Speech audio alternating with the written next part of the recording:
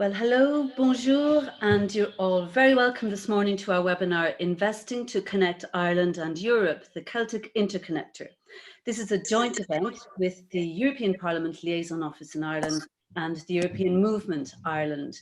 And we'd like to especially welcome all of you tuning in both in Ireland and in France, including members of the European Parliament and the Houses of the Oireachtas on their first day back, and also ambassadors, councillors, many organisations and members of the public. We're delighted that so many of you are attending. We have a full house.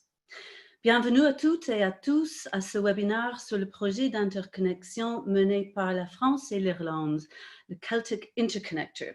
Nous sommes ravis que vous soyez si nombreux à nous joindre. My name is Flor Mac Carthy, and I've been a journalist and news reporter with various organisations over the years, mostly with Ireland's national broadcaster RTE, and these days with Oireachtas TV. For those of you who haven't found us yet, that's the Irish Parliament's television channel. We regularly report from the European Parliament in Strasbourg. So a little bit about our hosts today. The EPLO, the European Parliament Liaison Office in Ireland, provides information on the European Parliament's role and powers, on Irish MEPs and their activities, and on issues currently being considered by Parliament which are of significance for Ireland and for Europe as a whole. EM Ireland, the European Movement Ireland, is the longest established NGO working on the European affairs. That's since 1954, an independent, not-for-profit membership organisation. EM Ireland works to develop the connection between Ireland and the European Union and facilitates links between all sectors of Irish society and the EU with campaigns, information briefings and events such as this. So our running order will look like this. We have 4 very distinguished speakers who will each provide short opening remarks. That will be followed by a panel discussion and a Q&A with you, our audience. So we hope to have the webinar wrapped up by about 12:15. So please feel free to send in your questions on the Q&A button on Zoom. If you're joining us on Facebook and Twitter, please post your questions using the hashtag ConnectEU. Our colleagues are ready and waiting for your questions, and I very much look forward to putting them to our panel. And just a reminder that this event is being recorded. So I'm going to introduce our speakers in a few moments, but first let's take a very brief look at the Celtic Connector itself. Interconnection lies at the very core of the objectives of the EU single market in energy and climate. It means affordable, secure and sustainable energy for all citizens and the long-term decarbonisation of the economy in accordance with the Paris Accord. The European Council has set electricity interconnection targets of 10% by 2020 and 15% by 2030 for all EU member states to achieve. And the European Parliament has expressed its support in several resolutions. MEPs are also calling for ambitious interconnection targets by 2030. So here's a very short video to sum up the project.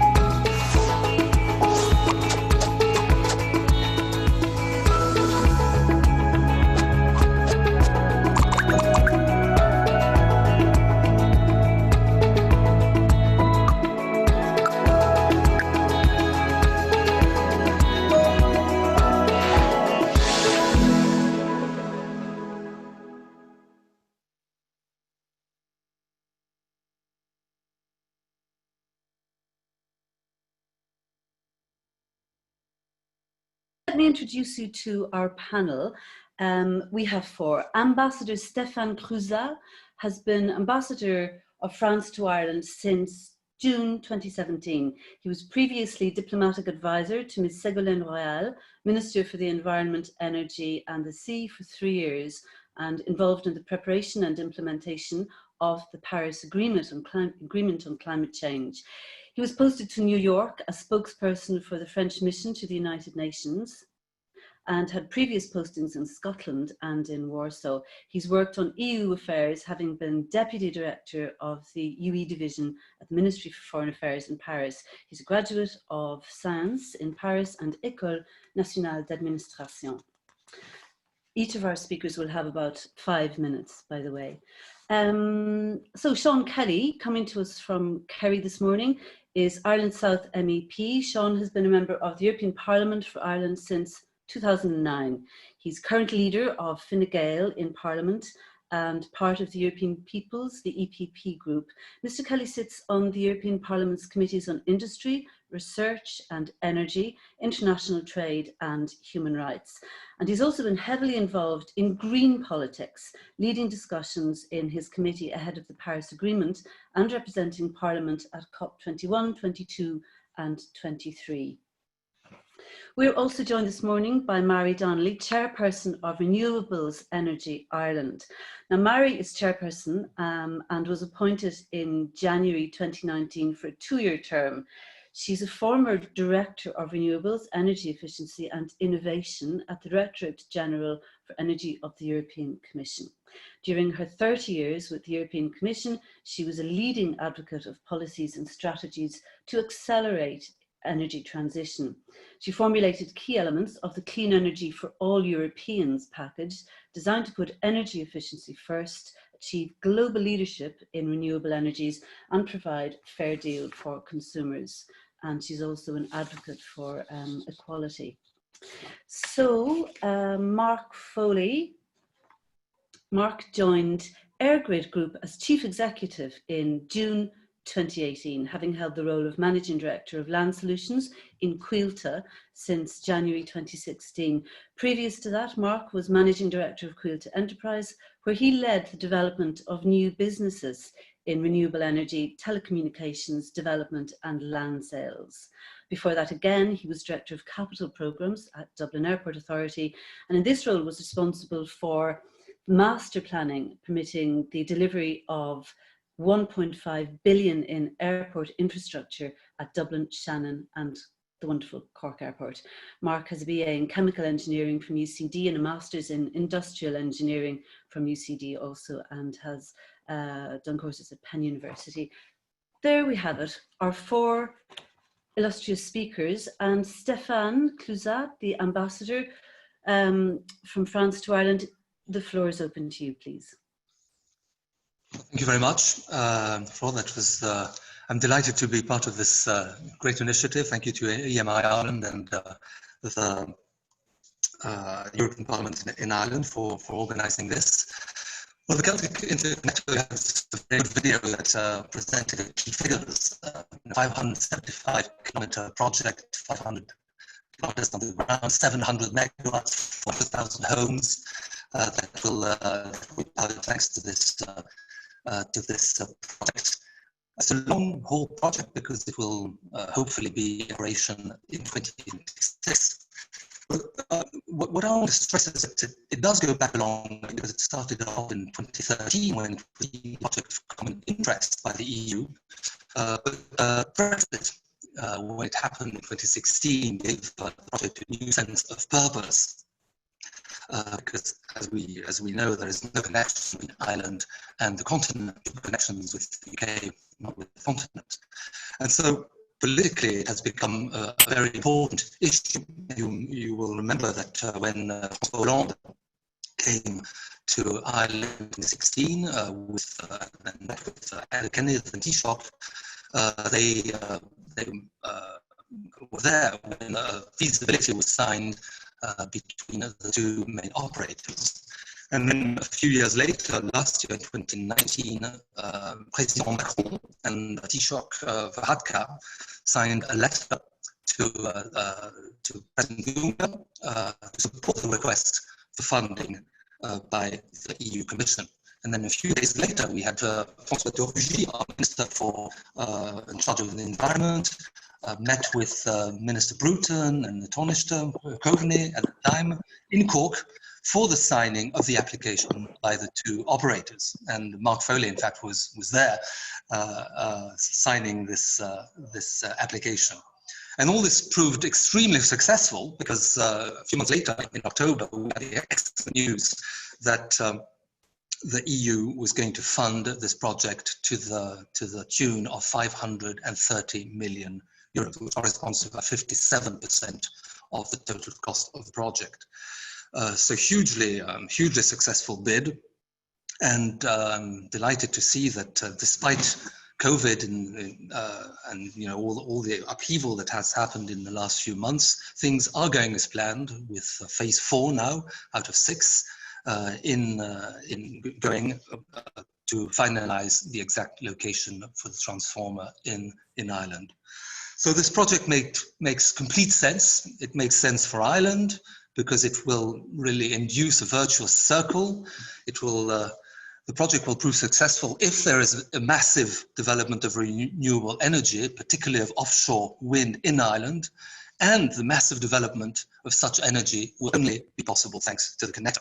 So there really is an interdependence between these, and which will really create this virtuous cycle. And of course, it will allow Ireland to be directly linked to the continent. It also makes complete sense for France because it will provide energy security to Brittany.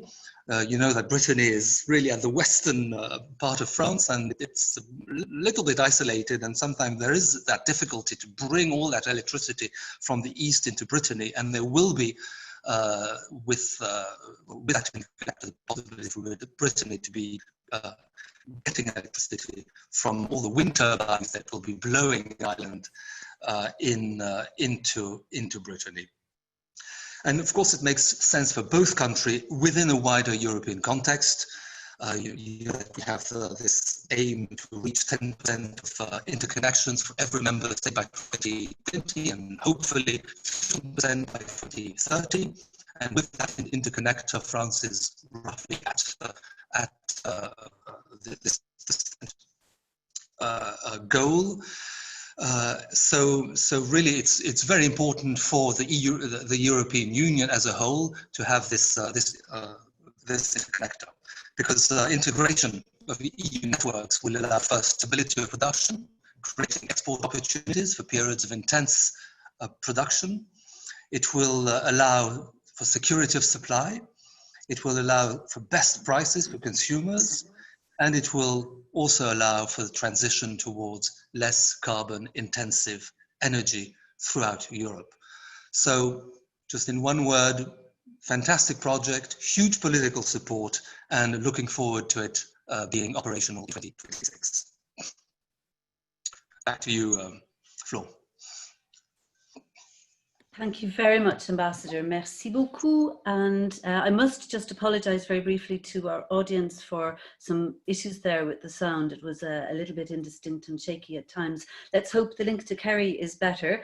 I'm delighted to welcome our next speaker, MEP for Ireland South, Seán Kelly.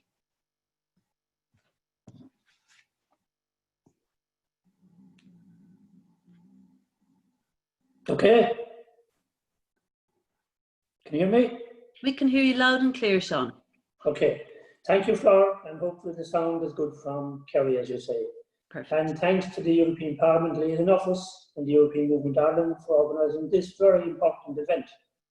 And as you said in your introduction, I've had the privilege of being involved in the European Parliament over the last 10 years on climate and energy policies, and it is great to see real movement at the end of it. So now that we are moving along with new ambitions in the European Parliament and the European Commission, and to be moving forward with this wonderfully important project for Ireland and for France, and indeed for Europe, the Celtic Interconnector is very, very pleasing. To begin by putting this project into the European context, the European Green Deal, the flagship policy of the new Commission, states clearly that further decarbonising the energy system is critical to reach climate objectives for 2030, now likely to be 50% and upwards. And of course, 2050, for which the climate law will soon be finalised, setting out a target for carbon neutrality. At the same time, according to the Green Deal, the EU's energy supply needs to be secure and affordable for consumers and businesses. I think everyone here will agree that in order to fulfil these extremely important parallel objectives, our ambitious climate and energy policy at EU level, particularly the significantly increased deployment of renewable energy in all member states, necessitates the need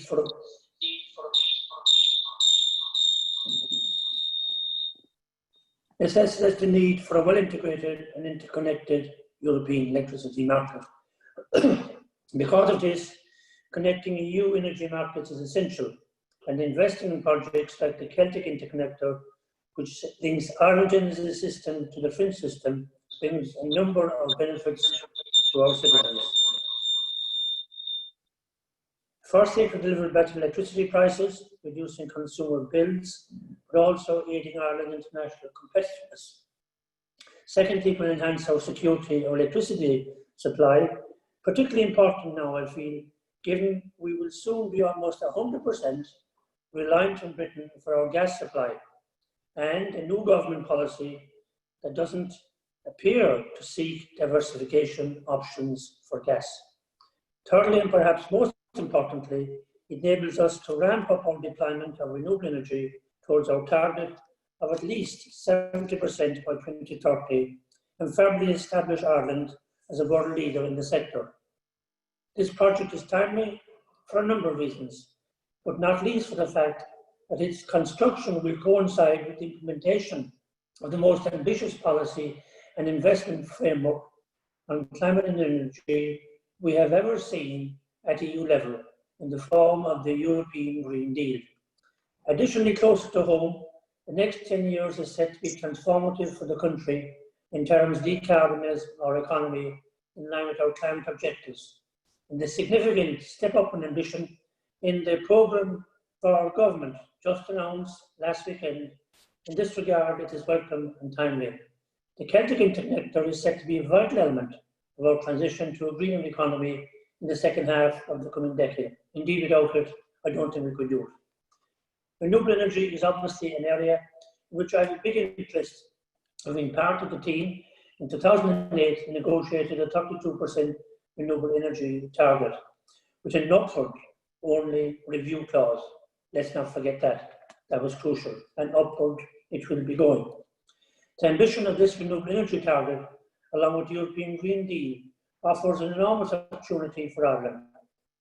We have some of the best renewable resources in the world, and with the potential to deploy around 75 gigawatts or more of offshore wind, not far from me here, off the coast of Kerry and the west coast of Ireland generally, there is a big chance for us to become a major supplier of renewable electricity to the rest of the EU. This does not happen without the Celtic Interconnector. This project will be a catalyst for enormous investment and job creation in renewable energy on this island.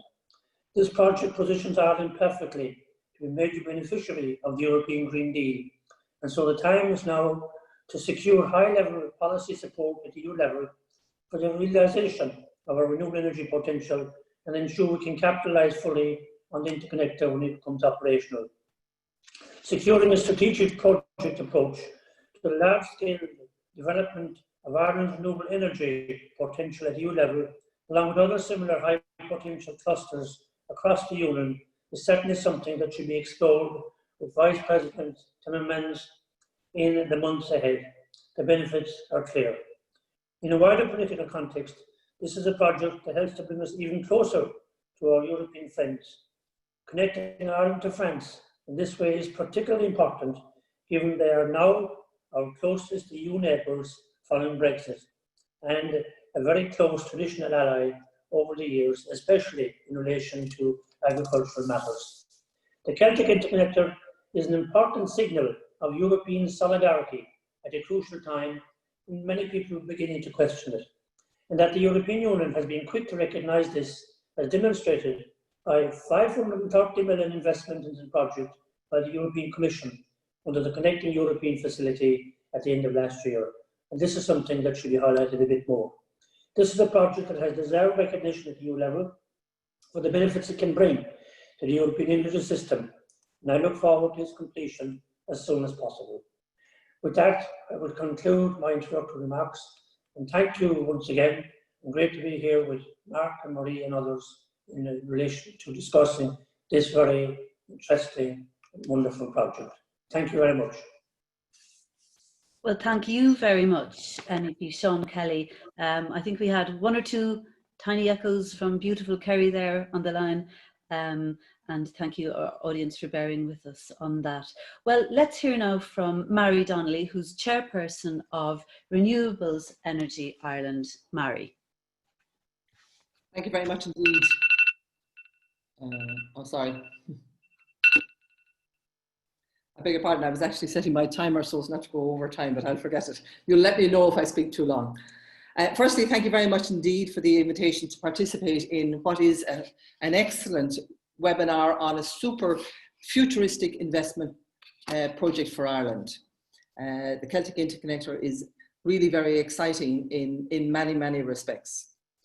You know, in my time in Brussels, of course, part of the issues that we used to deal with was the single market and trading between member states. And it's interesting to note that electricity is probably the least traded product and service in the European Union. And part of the reason for that is the lack of physical interconnectors between the member states. And yet, interconnectors, we have analysed, will actually be one of the cheapest ways of decarbonising the economy in Europe. And this is for the very simple reason. Firstly, they give us security of supply, keeping the lights on in the various member states. Secondly, they allow the transmission of energy from locations where it is most efficiently produced to be delivered to other parts where perhaps it's less efficient or less cost effective in terms of its production. And in that context, it means that interconnectors are, shall we say, the Cinderella of the energy system, in that they are rarely mentioned or spoken about outside of the system itself. And for that reason, I think it's very good to have this webinar here today. You know, Ireland, it's already been mentioned, has a target of achieving 70% renewable electricity by 2030. This is an ambitious target. It's not unique. If you look at other member states, for example, Portugal and Denmark both have targets of 80% renewable electricity by 2030. But in fact, Ireland has a very unique positioning, a little bit similar to Portugal, in that we are on the edge, we are on the extreme of the European Union. We are physically removed, and therefore we are in a very unique situation from that perspective, and it makes our ambitious target even more challenging as we go forward. As Seán mentioned, we have the resource. Ireland is particularly fortunate that we have such good resource already with our wind onshore, wind offshore coming up. Ultimately, we'll have marine energy coming on stream in a number of years, and solar coming to assist as well. And in Renewable Energy Ireland, we have been interacting with the developers to review the capacity of industry to actually deliver on the ground the target as set by the government and the Climate Action Plan. And I can confirm that there is enough development in hand, there is enough investment in preparation to deliver that very ambitious target, and the industry is very keen, willing, and ready to deliver it. There are a few issues, of course, that need to be looked at. One is, of course, the transmission of power, because unlike fossil fuels, where frequently the power source would have been located close, say, to a city or an urban location, with renewable energy, more frequently, the source of power is coming from a distance. It's coming from more remote areas, and therefore this energy has to be transported to where the demand is. And the transmission system, and indeed EirGrid and ESB networks, are absolutely key in terms of delivering that. And it also identifies one of the unique challenges we have in Ireland. If you look, for example, at Denmark, they are surrounded by other countries. They have many interconnectors, and they can use these interconnectors to balance their system. In Ireland, we're an island, and balancing our system and maintaining stability of our system will rely on having interconnectors such as the Celtic Interconnector, and indeed innovations in the technology. And I have to point out that Ireland, EirGrid, ESB networks really are at the forefront globally in terms of the technology of system management and stability for the incorporation of renewable energy. That's one part of the story, but of course there is a second part of the story, and that is the consumer and communities. And for the consumer in Ireland, the interconnector represents three very real and tangible benefits. Firstly, security of supply. As they say, keeping the lights on. It is an essential element. We do want that as a provision in place, and this will be an important assistance in that respect. It will reduce costs, and Mark, no doubt, will tell us what the interconnector, the East-West interconnector has done in terms already of reducing costs.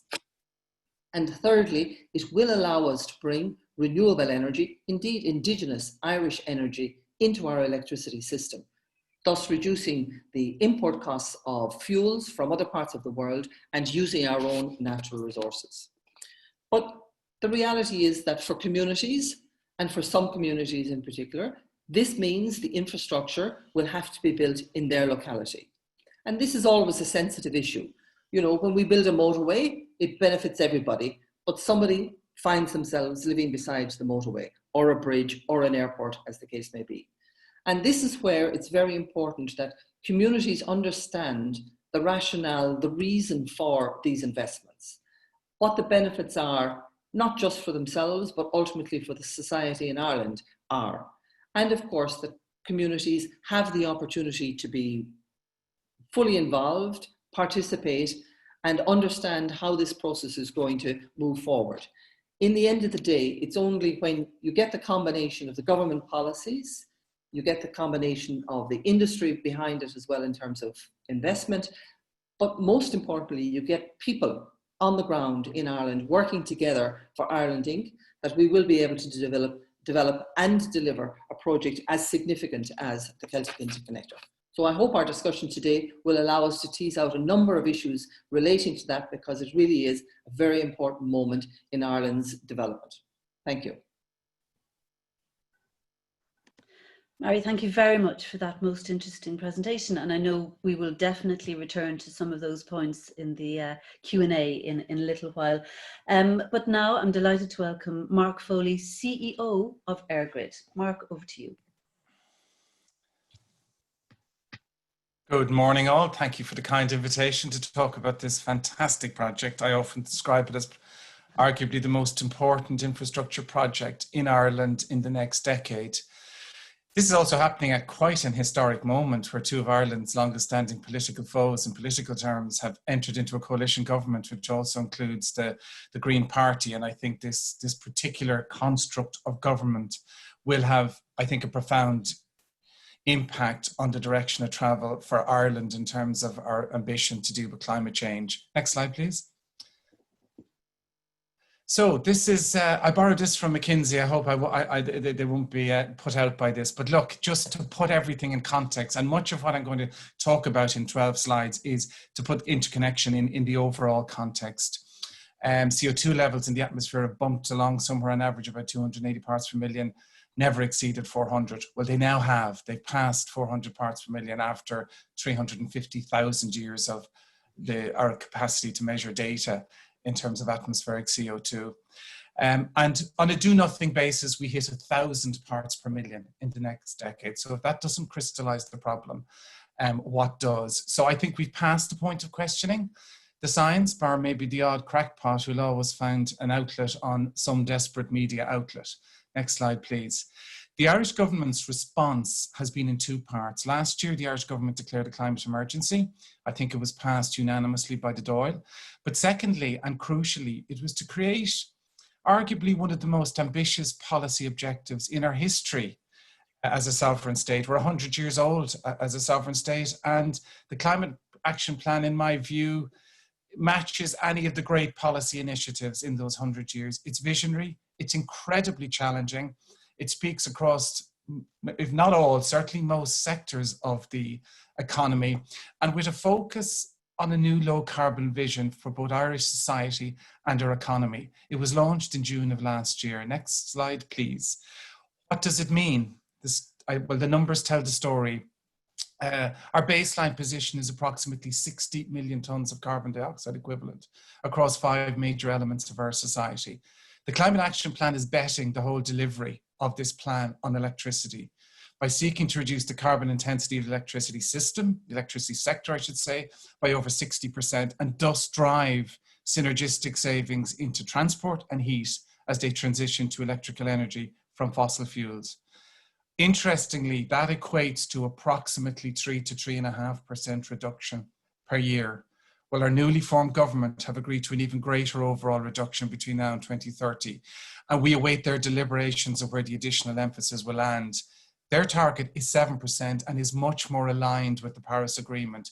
So much more to come, but the electricity sector will continue to be at the epicenter of this transition, whatever comes out of the government's thinking in respect of the 7% annual target. Next slide, please. For EirGrid, this transition, it translates into transitioning from a position whereby last year we averaged 36% renewables on the all-island power system. Now I'm talking about on average over the whole year, to an ambition in 2030 where the government has set an ambition of 70%. So just think about it. In 2030, 70% of all electricity across all sectors of the economy will come from renewables. And this is a massive, massive transition on the system, into transport and into heating. And EirGrid's, next slide, please, or sorry, stay in this slide. EirGrid's purpose that we have constructed on the back of this ambition is basically to transform the power system for future generations. And we launched this purpose statement of this strategy in September of last year. Next slide, please. Central to this purpose is our primary goal, which is to lead Ireland's electricity sector, our system, on sustainability and decarbonisation, to stand up and to be counted and to construct all of what we do around this primary goal of leading our country. Next slide, please. What does it mean? Where is the, next slide, please. So what does this mean? So what does this leadership proposition actually mean in hard terms? It means 6 things. Firstly, from a current base of 4,500 megawatts of renewables, mainly onshore wind on the Ireland system, that's excluding Northern Ireland. If we include Northern Ireland, we're well over 5,000. We need to add an additional 10,000 megawatts of renewable energy.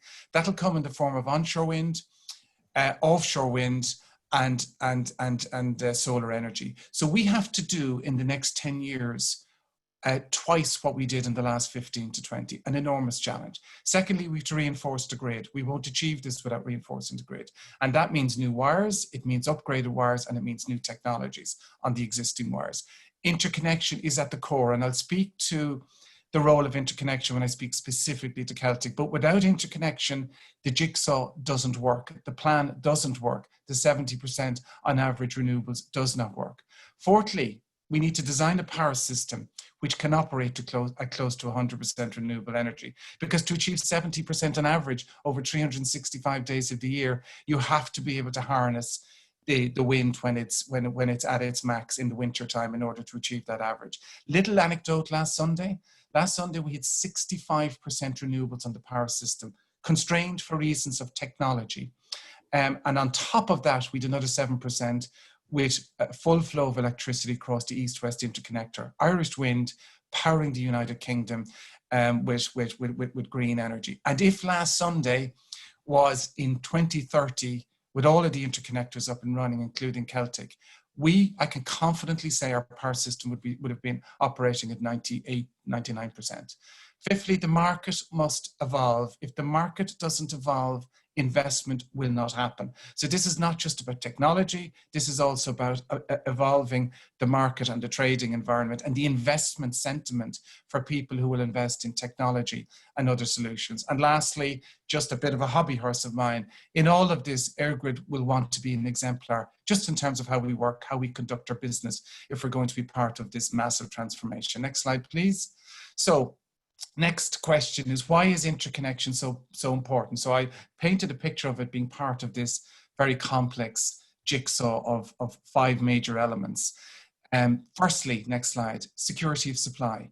9 of the top global pharmaceutical companies are here in Ireland. All of the top ICT companies are here with European headquarters. 30% of Europe's data is housed here in Ireland. Intel supplies a major portion of global semiconductors out of Ireland. We and they must have secure power. We must have backup from other countries where needed, including the UK currently, and in the medium term when Celtic is built, from France. And of course, we've the additional concern arising out of Brexit, which just brings greater complexity. Next slide, please. Competition in the electricity market. You have already, Mari and others have spoken to this. Prices differ significantly around Europe.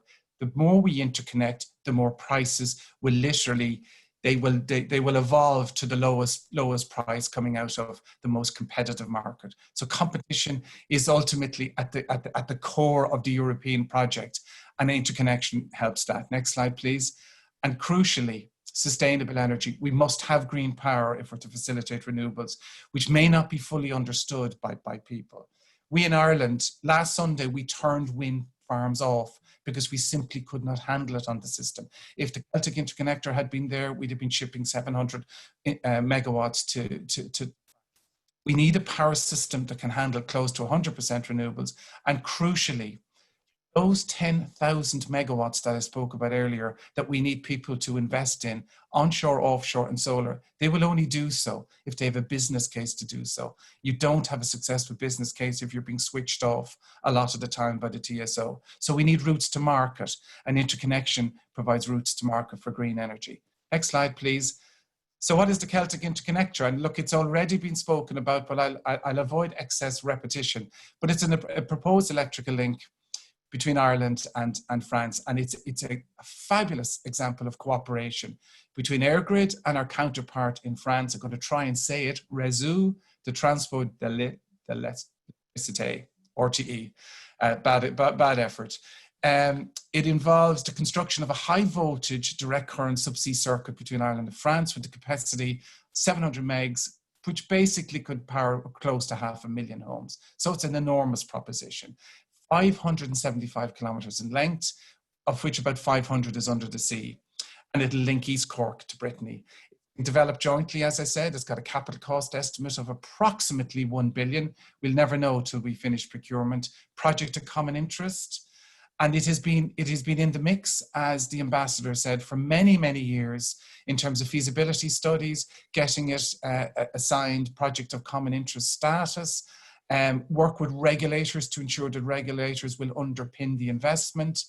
And I think one of the proudest moments of my professional career, and indeed my life as an Irish citizen, was to go to Brussels in October 2019 and just privilege and the wonder of receiving formal consent for a grant of 530 million from the European Commission as a manifest commitment to the interconnection of Ireland with France, and all the more important in a context where our current connection with Europe is via the UK, and of course the UK have left the EU.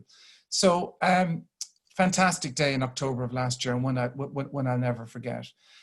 A joint legal entity has now been established between the Irish and the French teams, and on the basis of all of these considerations, we expect the interconnector to be commissioned sometime between 25 and 2026. We've spoken about the benefits already, but one other I want to mention, or two others I want to mention, gives us a connection to the EU when we lose, when Brexit manifests. And secondly, and crucially, and we are experiencing the benefits of fantastic digital technology. It'll help us to create a direct link with France to exploit digital data transmission into the heart of Europe. Next slide, please. Where are we on the project in terms of time? Feasibility phase done. Initial design and pre-construction consultation complete. Detailed design and is underway at the moment, and we're very close to making the final decision. And this will be the seminal decision for us this year: is where is it going to land in Cork, and where is the converter station going to be located? That will be concluded this year, and will be right into the heart of the very detailed environmental impacts assessments, etc. So we're very hopeful. If I was on a webinar 2 years' time today, I'd be saying construction has started or is imminent. Next slide, please. Thank you. That's it. A quick dash through the whole project, and more importantly, the context. Where does it sit in terms of Ireland's ambition, and indeed EirGrid's ambition to be at the epicenter of Ireland's revolution in terms of the transformation of the power system for future generations? Thank you very much. Well, thank you very much, Mark. And I have to say your French accent wasn't bad at all, and well done for attempting it. But cringe moment. A most interesting presentation, and thank you. The slides were really great. So we're just going to take audience questions in a few moments. And could I just remind everybody that if you would like to pose a question, or post a question even, the Q&A button on your Zoom will do that for you and bring your question to us.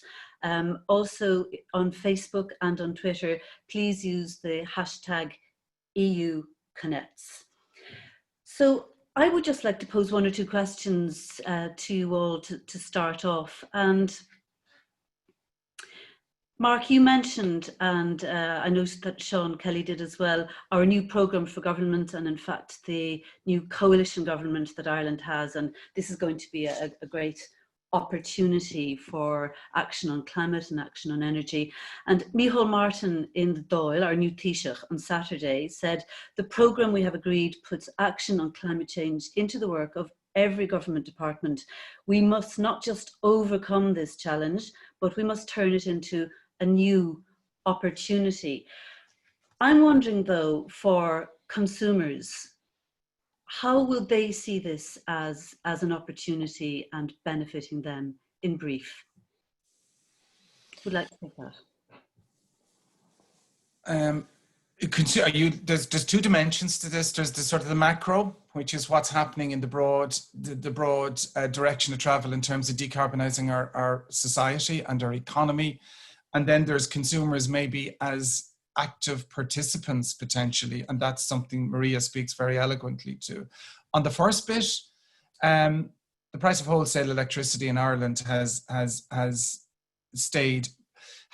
remained rock solid in 15 years as we put more and more renewables on the system. What basically happens is renewables drive down the cost of wholesale electricity. Now, there is a counterbalance where developers have to be and have been compensated through the PSO mechanism. But in the round, and if you look at IWEA's last study carried out by Baringa, who are extremely reputable, overall the price of wholesale electricity has dropped in the last 15 years due to renewables. I am absolutely confident that as we go on the next journey to 2030, with advances in technology that are simply staggering, and the offshore wind proposition, which will be part of Ireland's solution, I can absolutely commit will deliver exceptional levels of price into the Irish market in a competitive environment. I've no fears of this. I think the technology will deliver the lower costs, which will ultimately translate into consumers' bills. We can do this without a massive overhang in terms of cost to consumers. Absolutely convinced.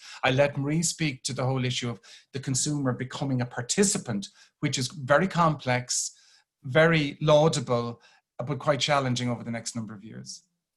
Okay, so Marie, how can interconnection with France result briefly in lower energy prices for consumers? Well, I suppose the simplest way to do it is that it introduces an Aldi or a Lidl competitor into the retail market, in that for peak demand, when we go to the edges and prices would normally go up, we can go to the interconnector and get the electricity from France at their price and make it available in Ireland. And just, you know, in terms of numbers, you know, the prices for the moment between UK or France and Ireland, there's about a 3 difference between in prices, and just at the moment I can't find the figures, but there is a price difference. It's cheaper in France, so that when we bring it in, it forces the price in Ireland down, and consumers can benefit from that. And we've seen this. This is not something that we invent. We've seen it already with the interconnector, the East-West Interconnector. So consumers can save, and in fact, over all of the European Union, the Commission has done a study and estimates that consumers can save 12 billion euros a year through interconnectors, because it will bring down, you saw on Mark's slide, the price of electricity and how in some parts of Europe it's very high and in others it's lower. The lowest electricity in Europe is in what they call Nord Pool.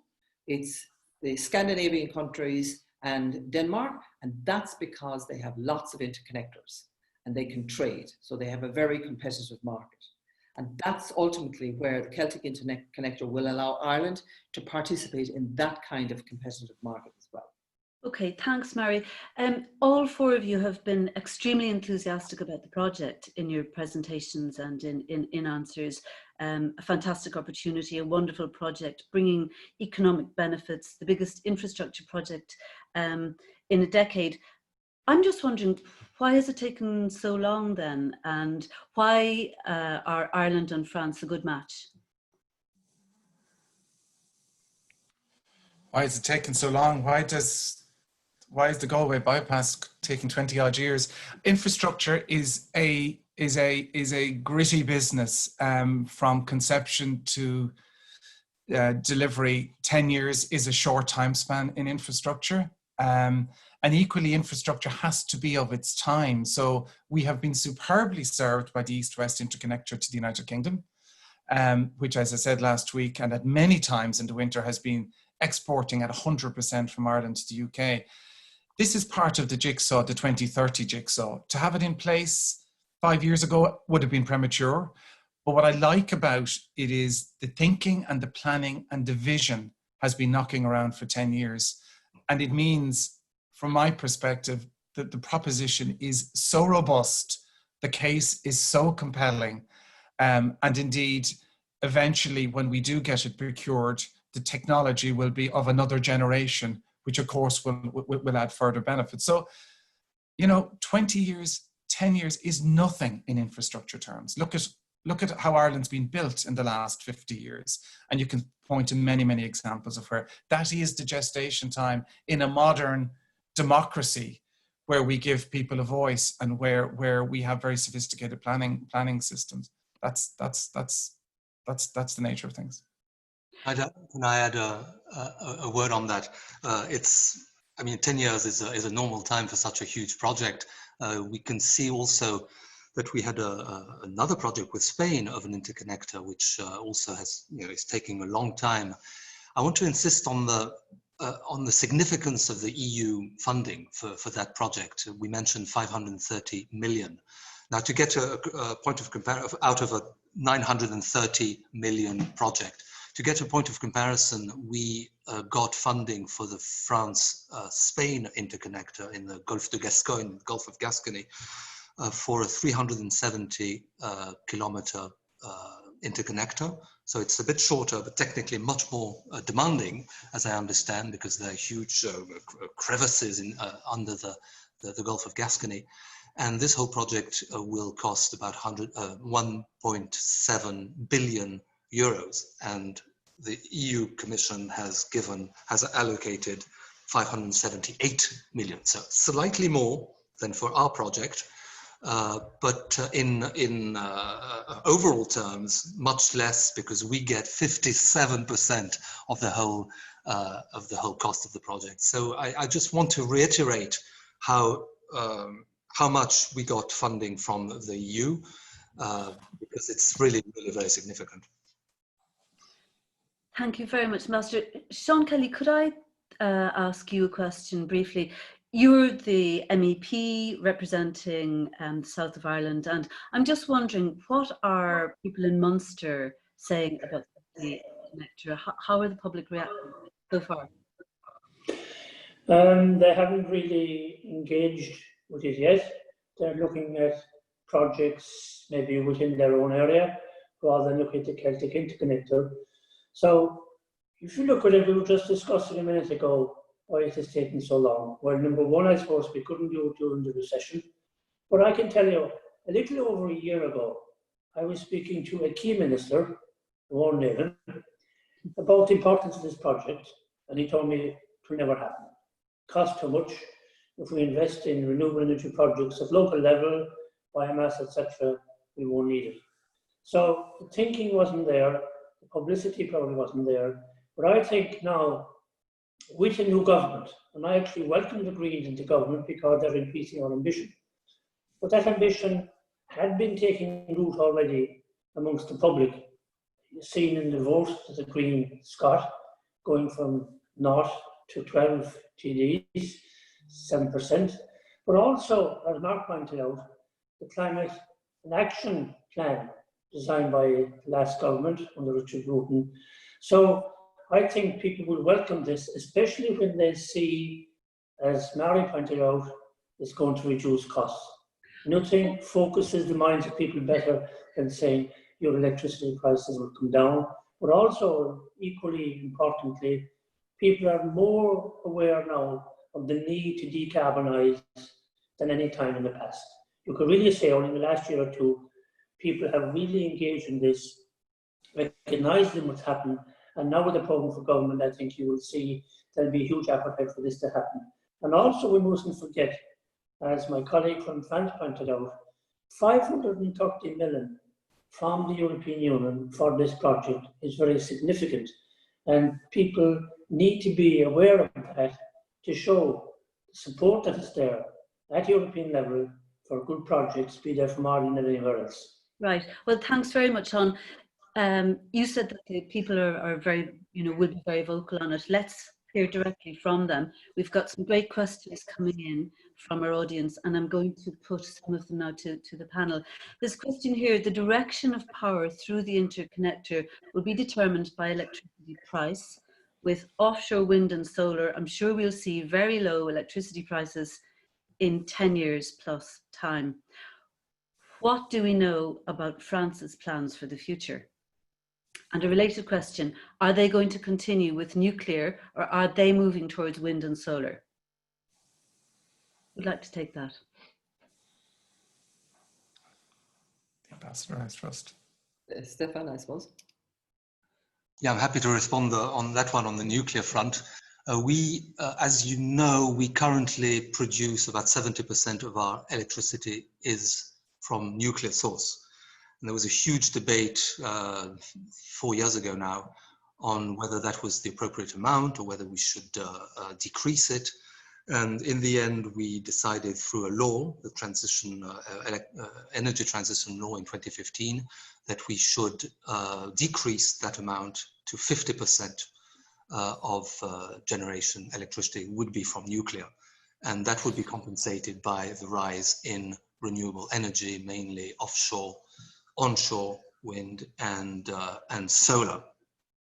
So we were at 75, we're now at 70, and so we're slowly getting towards that level. It should take us a good 15 years to reach that level. Okay, thank you very much, Stéphane, for that. Another one here: as we become reliant on interconnection, which is described by the questioner as a good thing, how will we protect our undersea cables from bad actors? So this is a question on security, which has been described as one of the benefits of the Celtic Interconnector. Will we agree a security solution with others or invest in our naval service?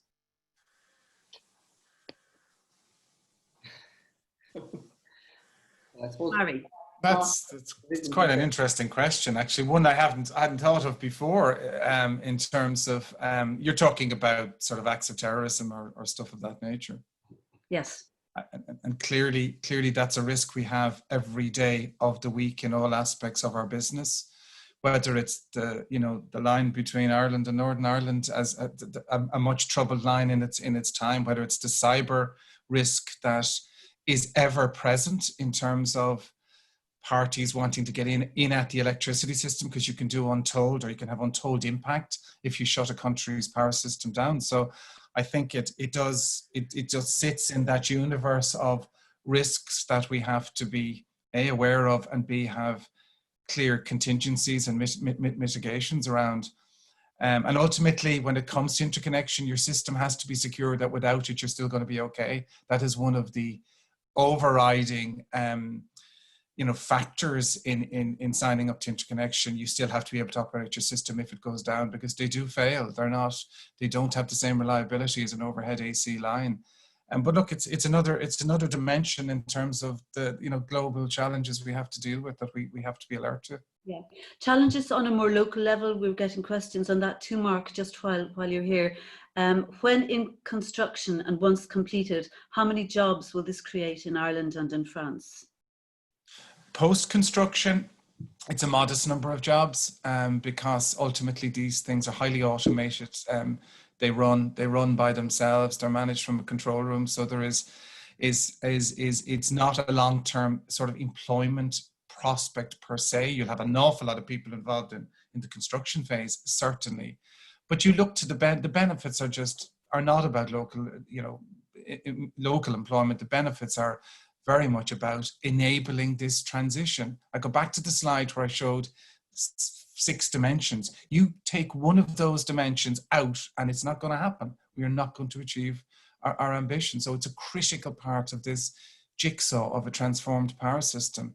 And then the benefits accrue in other ways. If they accrues in locally, where you can plug in your electric car, you know your energy is going to be green, your energy will be cheaper. There's no question about that. All the analysis suggests so. And of course, we're protecting our I have 2 grandsons, 3 and nearly a year old. We're creating a future that is sustainable for those who follow us. And if I may add on that, of course, Flor,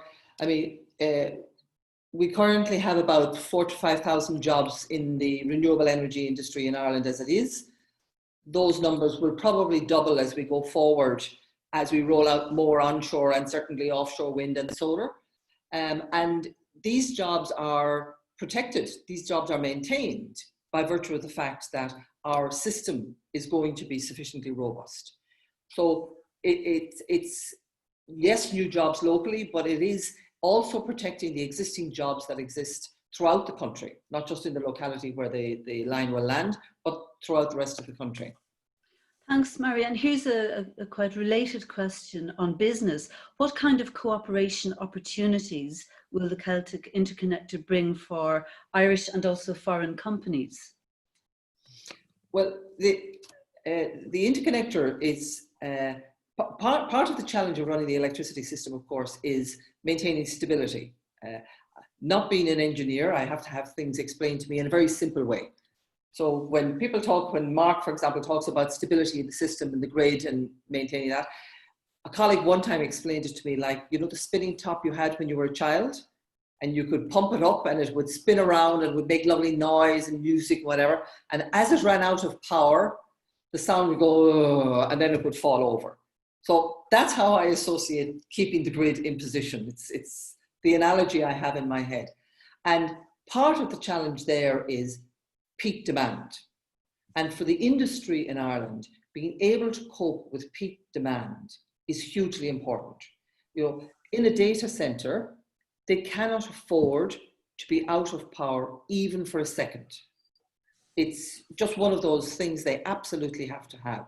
So just like the connector protects jobs in the renewable industry, it also protects jobs in the data sector industry, but the pharma industry as well, because it ensures that, as I simply call it, the lights can stay on. And without that flexibility, it would make things much more expensive, because we'd have to substantially overbuild our own resources in Ireland. On that fluctuation of power, can any of you explain how the variability of Ireland's renewable energy poses problems when it comes to security of electricity supply? I'll speak to that. I mean, yes, of course. And your question's a very good one, Flora. I mean, wind and solar are variable, and ultimately you do need a backstop. the backstop for the next 10 years and beyond will be gas. There is, and let's not pretend otherwise. And preferably gas that is of the lowest intensity of carbon emissions, because not all gas is the same in terms of carbon intensity. And again, it's important to be honest and to say that. We know that the carbon intensity of fracked gas is upwards of 3 times that of, say natural gas. So until we develop the green combustible fuel to ultimately backstop the power system, which many people think is going to be hydrogen, we have a dependency for this transition on hopefully the cleanest form of natural gas. And it's important to be honest and to say that, and not to create an impression. When I talk about 100% renewables being capable of operating on the power system last Sunday, 10 years on, we know that is intermittent, and the next day there could be no wind blowing and you're going to need a fossil. But we must focus on A, the lowest carbon intensity fossils, and B, the acceleration of R&D and investment in the production of hydrogen from renewable energy, which is a lovely equation. You have green energy producing a green combustible fuel. So, okay, thanks, Mark. We've got a question here on the funding. Have a think about who'd like to take this. Both the European Commission and the European Investment Bank have provided significant funding to ensure that the project is completed. So there's a question about how was this achieved and who were the key stakeholders who ensured these successes in the funding? Does it look like that's me again? I think, yeah, I rounded up to sort of $1 billion. I know the ambassador rightly corrected me, the official number is 930, but you know, in the round, it's €1 billion project. The funding, firstly, the project could not proceed without the grant accruing from the European Union. It would not work financially. So we now have 530 million bagged. Secondly, ourselves and our colleagues in France, RTE, will jointly then fund the balance. And we'll fund that through a combination of potentially equity and debt, which is a very traditional model that's used. We'll put our own money into it and we'll raise money. And we're delighted, I can't overemphasize, that the European Investment Bank, which is a fantastic source of low interest funding and is one of the biggest funders of infrastructure right around Europe and indeed beyond, they have, all the indications are that they are very, very keen to get involved in the project. And there might be some funding from the normal banking community, whether it's the banks that RTE deploy or whether it's our bank. So with that grant as a backstop, we are in a very, very positive, and I won't say comfortable as a bad choice of words, but very confident position that we can make the whole equation add up. So you've grant, you've EIB, you have the normal banks, and you have our own equity. And that's the way these constructs tend to operate. But without the grant, we wouldn't have a project. And I again want to thank the European Commission for the support. It's been phenomenal. Well, if I may, just on that one, because I think, you know, Seán is modestly not saying too much, but, you know, the committee that he's on, and indeed the role he has played as, you know, rapporteur for a number of dossiers, has been hugely important in terms of supporting what's called the CEF, which is the Connecting Europe Facility, which is the funding mechanism that the European Commission uses for interconnections between the member states. And, you know, this came out of the financial crisis, where there was a first attempt to support financial investment in energy projects, and then became more institutionally structured in the budget about 5 years ago, 7 years ago. And I have to say that the European Parliament was hugely supportive of that. And, you know, Seán doesn't say too much, but he plays a very important role in ensuring that projects and funding like the CEF happen, so that out of it, you can get funding then in Ireland for things like the Interconnector. Thanks, Mary. And I was just going to ask Seán a question there as well. So we're putting him on the spotlight now for a while. And maybe, Stéphane, you might like to come in on this. The project comes, of course, as the UK leaves the EU. We're talking about Brexit, and the UK was the country that we were most reliant on with our only interconnector there. Can you tell me the implications of Brexit, really, in an energy perspective? Yeah, absolutely. It's because there will be a third country, then they won't be bound by European law. But at the same time, I think you could exaggerate it probably too, because there's a good connection and a good friendship between Ireland and the UK. So you could hardly see them pulling the plug on us. But at the same time, we cannot be 100% dependent. And Mark referred there, for instance, to gas being the only backup for renewables over the next 10 years. Now we have only one single pipeline from the United Kingdom to Moffat for our gas supply, with Cork runs out in a couple of years. And that's something I think that the European Union and many people would not be too comfortable with. Whether it will be sufficient or not, we don't have to see. But definitely it has added impetus, Brexit has added impetus to the interconnector, because it gives us that security, that independence, apart from the ability to trade our excess renewable energy when it comes. And Mark made a very interesting point where they had to turn off renewable energy last week because they had no place to send it to. So all those practicalities are very important. But the United Kingdom will be going their own way. They will do what's good for the United Kingdom, where the European Union will be integrated, doing what's best for the 27 member states. And we need to be more connected with them than ever before. I might just come back to one or two points which you mentioned. Nuclear was a very interesting question. This time yesterday, I was on a webinar with the ITRA committee on nuclear. And nuclear, the image we have of nuclear really is because of safety. We were guaranteed yesterday that it is no longer an issue. It is completely different to what it was 10 or 15 years ago. So nuclear is going to become even probably more important for the countries like France that utilise it, but it's far safer than people think, because the image is of it going back to Fukushima, Chernobyl and so forth, but that's not going to probably happen. And then finally, in relation to jobs are going to be key, and there are huge job opportunities here, as Mary pointed out. And she also used a very good analogy in relation to price when she said it's like in Aldi or Lidl in here that connects with people. But jobs alone, worldwide, are expected to quadruple in renewable energy over the next 10 years. And the same will happen in Ireland, and probably more, especially if we begin to utilise the offshore wind, which is enormous potential, but which can only be developed in a commercial way if we have the interconnector with France. And I think that's going to be crucial. Okay, and Stéphane Crouzat, the ambassador, could I just ask you, Seán Kelly there spoke about the project being a great example of EU solidarity. Would you agree with that?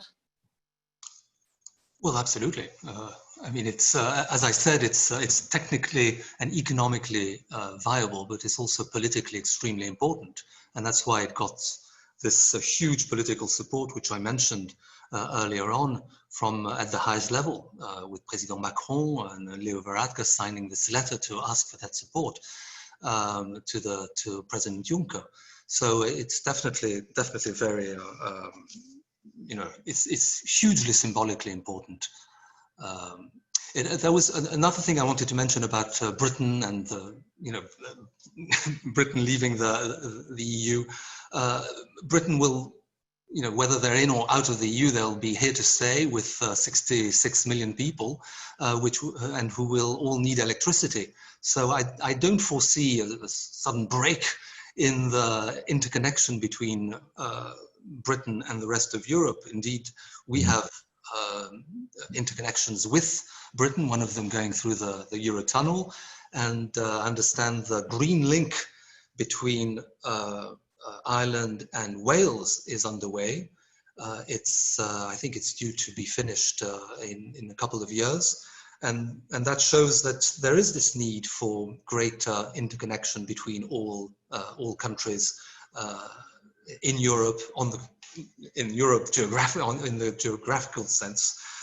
I understand that the Green Link is going ahead, and it will complement the Celtic Interconnector thanks to the rise in renewable energy in Ireland. Okay, Ambassador, any final remarks from any of you before we begin to wrap up? Mark here, I have one. It's just something that really arises from the COVID experience, and I think it's very relevant in terms of the challenges facing Ireland Inc. ahead. If you look at how the good job the government did in terms of communication, in terms of transparency, in terms of setting out sort of the call to arms to the people of the nation, and to get behind what was the right thing to do to protect the health of older people in particular, but everybody in society, and how Ireland Inc. responded in the most responsible of manners. And of course there's exceptions, and there's been plenty of examples of bad behavior, but generally speaking, we've had an unprecedented response from Ireland Inc. And wouldn't you love to see such a similar approach being adopted in terms of the decarbonisation challenge? People don't know about the climate action plan.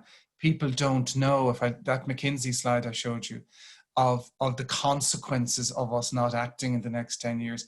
And if people knew, and if they understood, and if there was a communication plan that we would all, I mean, I'm not pointing the finger at the government, we all have a role to play in this. Maybe we could create a sense of common purpose around this challenge that would help us on the journey to 2030. Because if we don't have hearts and minds with us, the trajectory around delivery could be very, very disappointing if an awful lot of the big ticket projects just get mired in court proceedings and objections. So there is an opportunity here to learn from what was a very successful COVID response, not diminishing in any way, the number of people who've died, and indeed if people have lost loved ones, etc. But this is an opportunity we shouldn't lose. Okay, Mark, anybody else? Sean's trying to get in there. Seán, you need to say a word? I think you're muted. I just want to say that the timing of this couldn't be better, especially from an Irish point of view. Here we are with a new government, with Fianna Fáil and Fine Gael being forced to concede greater ambition with the Greens involved, even though they were ambitious enough, in fairness to them, before that.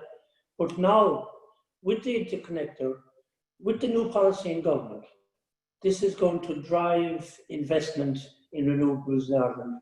Because now they have government policy behind them, they also have the ability to sell through the interconnector. So it makes any renewable energy project far more viable. And it's going to be hugely important in that regard.